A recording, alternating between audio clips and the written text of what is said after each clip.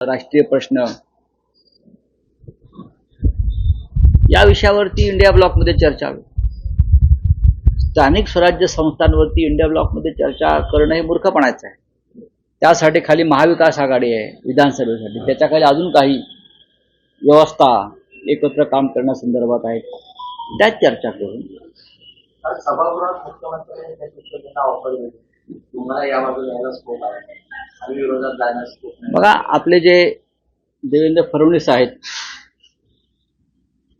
ते अशा प्रकारच्या टपल्या टिचक्या टोमणे मारण्यामध्ये पटायचे आणि त्यानुसार त्यांनी तो एखादा टोमणा मारला असेल, टपली टिचकी मारली असेल, त्याकडे गांभीर्याने घेण्याची गरज नाही. शिवसेना सर्वोच्च न्यायालयामध्ये शिवसेना हे नाव आणि चिन्ह या संदर्भात एक लढा देते आणि आम्हाला खात्री आहे की न्यायालयामध्ये आम्हाला न्याय मिळेल. त्याच्यामुळे फडणवीस यांच्याबरोबर जे डुप्लिकेट लोक बसलेले आहेत शिवसेना म्हणून, त्यांचा विचार फडणवीसांना आधी करावा लागेल. आपल्याबरोबर डुप्लिकेट ठेवायची की असली ठेवायची. सध्या तरी त्यांचा सगळा कारभार डुप्लिकेट लोकांना घेऊन चाललेला आहे. Duplicate Rashtravadi Congress, duplicate Shiv Sena. त्याच्यामुळे शिवसेनेचं जे सध्या चाललेलं आहे ते उत्तम चाललेलं आहे. आमच्या फडणवीसांची ऑफर किती गांभीर्याने घेतात? अजिबात गांभीर्याने घेत नाही. फडणवीस यांनी ऑफर, त्याला मी ऑफर म्हणत नाही, याला टपल्या टिचक्या म्हणतो. मी टाळीचे वाक्य असतात काही सिनेमात किंवा बातमीचे वाक्य, त्या पलीकडे मी याच्याकडे मी म्हटलं ना, सध्या देवेंद्र फडणवीस हे डुप्लिकेट शिवसेनेबरोबर सत्ता भोगत आहे. डुप्लिकेट शिवसेना, डुप्लिकेट राष्ट्रवादी, त्यांना कुठला वैचारिक किंवा नैतिक आधार नाही आहे. असं असताना तुम्ही माननीय बाळासाहेब ठाकरे यांच्या शिवसेनेला सत्तेत येण्याची ऑफर देताय, गमतीने का होईना, ती वैचारिक दिवाळखोरी आहे. काल ते असं म्हणाले की 2029 पर्यंत आम्ही विरोधी बाकावर जाण्याला स्कोप नाही, तुम्हाला इथे येण्याला स्कोप आहे. राजकारण आणि बहुमत फार चंचल असतं. लोकशाहीचं वैशिष्ट्य आहे की बहुमत राजकारण हे चंचल आणि अस्थिर असतं. उद्या काय होईल ते सांगता येत नाही. नरेंद्र मोदी देशाचे पंतप्रधान हे प्रेसिडेंट ट्रम्पच्या दबावाखाली येऊन दहशतवादाविरुद्ध युद्ध थांबवतील असं कोणाला वाटलं होतं का? तर आम्हाला असं वाटलं होतं की एवढी 56 इंचाची छाती असलेला पंतप्रधान आता युद्ध सुरूच आहे तर लाहोर, कराची, इस्लामाबाद, बलुचिस्तानवरती तिरंगा फडकवूनच गप्प बसेल, असंच त्यांच्या गर्जना आणि आरोळ्या होत्या. काय झालं? झालं काय? आज त्या विषयावरती आवाज बंद आहे. राजकारणात काय होईल ते सांगता येत नाही. काल फोटो सेशनच्या निमित्तानं काय येऊ द्या ना, ही एक संसद बघा, हे पहा, पण दोघंही एकमेकांशी बोललेही नाही, एकमेकांकडे पाहिलंही नाही आणि वेगवेगळ्या ठिकाणांवर जसं उद्धव ठाकरेंनी शिंदेच्या शेजारी बसणं टाळलं. मग तुमचं काय म्हणणं होतं? त्याने शिंदेला मांडीवर पण बसायला पाहिजे होतं. सांगा ना तुम्ही, सांगा. ते शिंदेना त्यांनी मांडीवर पण बसावं अशी तुमची अपेक्षा आहे का? काय? उद्धव ठाकरे एक स्वाभिमानी नेते आहेत, ज्यांनी शिवसेनेच्या पाठीत गद्दारी केली, ज्यांनी एक डुप्लिकेट शिवसेना स्थापन करून, जसे पेशवे काळामध्ये तोतये होते सदाशिवराव भाऊ डुप्लिकेट, आणि ते पेशवाईत आले डुप्लिकेट सदाशिव भाऊ, तसंच आहे. डुप्लिकेट आहेत ना हे सगळे, तोतये लोक आहेत हे सगळे. त्यांच्याबरोबर काय हस्तांदोलन करायचं महाराष्ट्राला आवडलं नसतं. मराठी भाषा अस्मिता आंदोलन, विजयोत्सव, अलीकडच्या काळातल्या घटना बघितल्या ते अजूनही बाहेरच्या राज्यातून आलेली माणसं, विशेषतः व्यावसायिक, व्यापारी, हे मराठी बोलण्यास तितकेसे आग्रही दिसत नाही आणि यावरून त्यांना मारहाणीच्या घटना वारंवार होत आहेत. विद्रोहीतही कार्यकर्ते आणि विद्रोहीतही मनसे कार्यकर्त्यांनी अशा अनेकांनी मराठीचे क्लासेस लावलेले आहेत. मग महाराष्ट्राला लावते तुम्ही मराठी बोलणार नाही, ही मस्ती कशी काय सहन करतील इकडली लोक? काल ममता बॅनर्जी बोलल्या ना, किंवा आसामचा मुख्यमंत्री बोलतो ना, माझ्याकडे मी आसामीच चालवणार, बंगालमध्ये बंगालीच चालणार. इथे कोणी याच्यावरती प्रश्न निर्माण करत नाही. पण महाराष्ट्रामध्ये किंवा मुंबईमध्ये खास करून मराठीचा आग्रह धरला तर हे सगळे जे कलाकार आहेत, भोजपुरी वगैरे वगैरे वगैरे, त्यांना मिरच्या झुमतात आणि आव्हानाची भाषा करतात. तुम्ही इथे रोजीरोटीसाठी येता, आपलं आणि आपल्या कुटुंबाचं पोट भरायला येता. यापैकी अनेकांची कुटुंब वेगळ्या वेगळ्या राज्यामध्ये आहेत, तरी तुम्हाला मुंबई आणि महाराष्ट्र सामावून घेतो आहे. आमचं मन मोठं आहे, विशाल आहे, तर ही मस्ती कशा करता? तोंड उघडू नका ना, मी बोलणारच नाही अशी मस्ती समोर आली का मग कानफटात बसते, मग दुर्दैव आहे. बोला. आमदार सुरेश दस यांनी पंतप्रधान पीक विमामध्ये मोठा घोटाळा झाल्याचा आरोप केलेला आहे. भाजपचे आमदार असल्याने आरोप करतायत पंतप्रधान पीक विमा संदर्भात आयुक्तातील अधिकारी आणि पीक विमा कंपन्या. देवेंद्र फडणवीस हे सक्षम आहेत भ्रष्टाचाराविरुद्ध निर्णय घेण्यासाठी. मग अशी गुन्हेगारीचा काय विषय होता? पुण्याचा क्राईम रेट तर वाढलेला आहे. अशात काल पोलीस जे परिसर गेलो तिथं त्यांना गुंडांनी मारहाण केल्यापर्यंतचा प्रकार आहे. कायद्याची भीती राहिलेली नाही. पोलिसांचं बुजगावणं झालेलं आहे राजकीय. आपापल्या जिल्ह्यामध्ये मंत्री आपल्याला हवे ते हरकामे पोलीस अधिकारी नेमतो आणि पोलिसांची भीती गुन्हेगारांना यासाठी राहिलेली नाही. पण कालपर्यंत पोलीस ज्यांच्याकडे गुन्हेगार म्हणून पाहत होते, ज्यांच्यावरती गुन्हे दाखल करत होते, त्यांना भारतीय जनता पक्षात घेऊन प्रतिष्ठा देत. ज्यांच्यावरती गंभीर स्वरूपाचे गुन्हे आहेत ते आपला बचाव करण्यासाठी चंद्रशेखर बावनकुळे, चंद्रकांत पाटील, देवेंद्र फडणवीस यांच्या माध्यमातून सरळ भाजपात प्रवेश करतात. पुण्यातला प्रकार तोच आहे.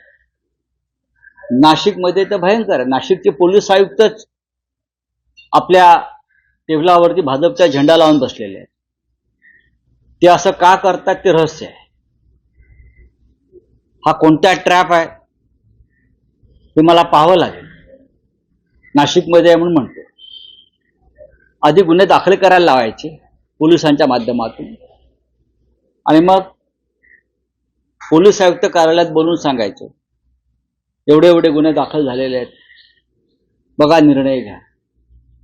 म्हणजे अशा पद्धतीनं भारतीय जनता पक्षामध्ये गुन्हेगारांची भरती सुरू होणार असेल तर तुम्ही काय अपेक्षा करता जनतेकडून? परवा चंद्रपूरला जिल्हा मध्यवर्ती बँकेची निवडणूक झाली. भाजपकडे त्या संदर्भात जिल्हा बँकेचं अध्यक्षपद निवडून आणण्यासाठी बहुमत नव्हतं. भारतीय जनता पक्षाचे चंद्रशेखर बावनकुळे, चंद्रकांतदादा पाटील, देवेंद्र फडणवीस, तिकडले आमदार कोणी बांगड्या का फांगड्या झांगड्या कोणी आहेत, किशोर जोरगेवार, त्याने काय करावं? इतर पक्षातले निवडून आलेल्या जिल्हा संचालकांवर दबाव आणण्यासाठी एक जुनं प्रकरण उकरून काढलं. बँकेतल्या नोकर भरतीचं SIT लावण्याची धमकी दिली आणि या सगळ्यांना भाजपात सामील करून घेतलं. जे कालपर्यंत गुन्हेगार होते बँकेचे, त्याच्यामध्ये आमचे जिल्हा प्रमुख आहेत, कोणतरी एक रवी शिंदे म्हणून. या सगळ्यांवरती आरोप होते भाजपनेच केलेले. काय आरोप होते? की नोकर भरतीमध्ये भ्रष्टाचार झाला बँकांच्या. त्याची आता SIT लावतो. SITच्या भीतीनं धाक दाखवून या सगळ्या सोकॉल्ड गुन्हेगारांना भाजप म्हणते त्या भाजपात सामील करून घेतलं आणि बँक ताब्यात घेतली.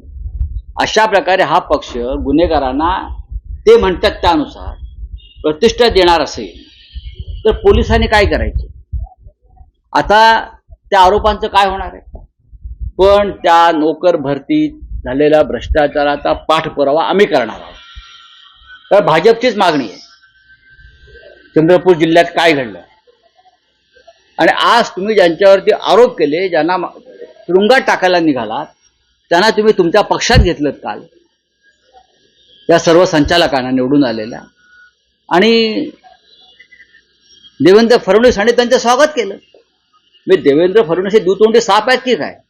एका बाजूला म्हणायचं भ्रष्टाचारांना मी माफ करणार नाही, दुसऱ्या बाजूला ज्यांच्या भ्रष्टाचाराचे आरोप आहेत त्यांना पुष्पगुच्छ देऊन तुम्ही स्वागत करताय, आणि हे आर्थिक गुन्हेगार आहेत. अशा प्रकारे जर हे या राज्यात कायदा सुव्यवस्थेची अवस्था असेल तर पुण्यासारख्या ठिकाणी क्राईम रेट वाढला तर आश्चर्य वाटण्याचं कारण नाही. स्वतः गृहमंत्रीच गुन्हेगारांना पाठीशी घालत आहे. पुण्यात नाही तर चांद्यापासून बांद्यापर्यंत भारतीय जनता पक्ष हा गुन्हेगारांचा पक्ष बनवला आहे.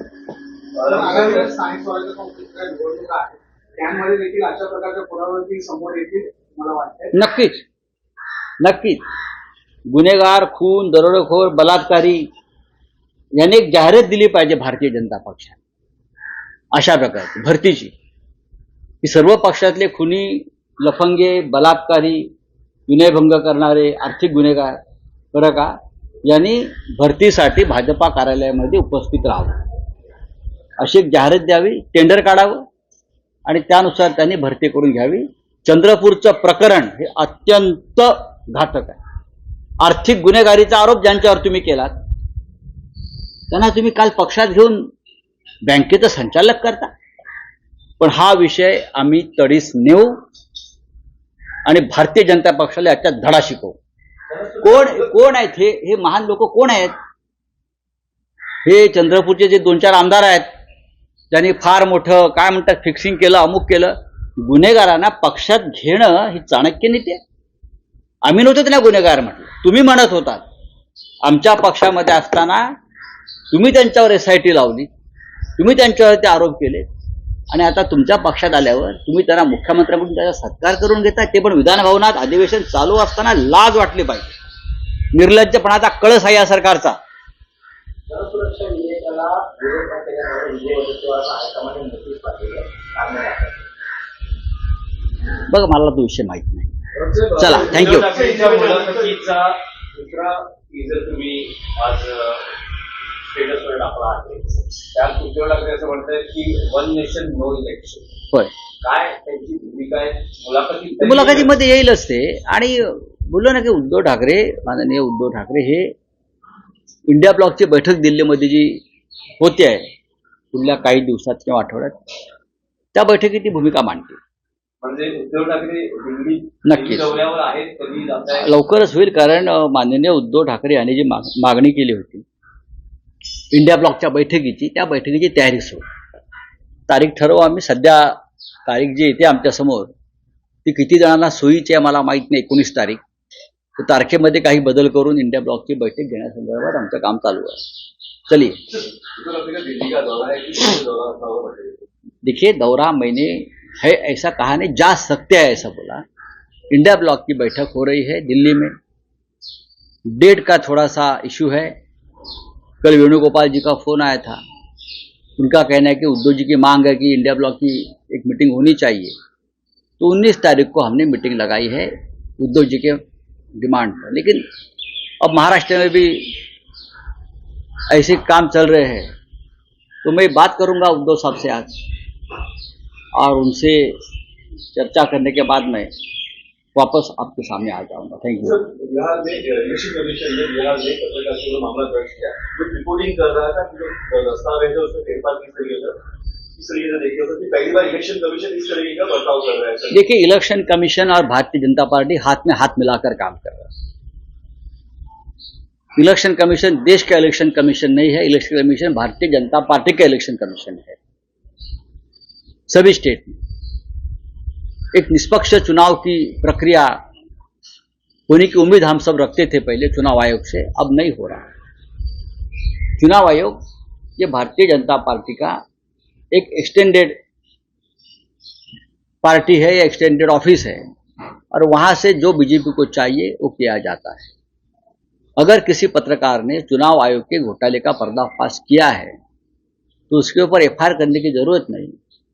उसने क्या सामने लाया है गलतियां, वो सुधारने की जरूरत है.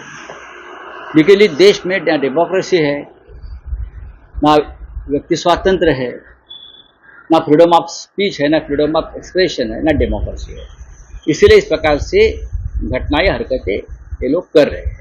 वोटिंग लिस्ट पे इस तरीके से 2003 तक वोटिंग लिस्ट वो यूज किया जा रहा है, करके टिकट का गलत आता है। नहीं, ये बिहार का चुनाव हाईजैक करने की कोशिश है, जैसा महाराष्ट्र का किया है, लेकिन उससे क्रांति हो जाएगी। बिहार एक क्रांति की भूमि है। जब जब देश में क्रांति हुई है तो दो ही राज्यों से हुई है, महाराष्ट्र और बिहार। तो बिहार की जनता से हम उम्मीद करेंगे। फडणवीस ने कहा, फडणवीस ने उद्धव ठाकरे को कहा है कि आप उनसे हमारे में शामिल हो सकते हो, किस तरीके से देखते हो? एक घटिया जोक है ये। आता isakal.com आहे देशातील नंबर 1 ची मराठी न्यूज वेबसाईट। प्रत्येक अपडेटसाठी isakal.com ला नक्की भेट द्या।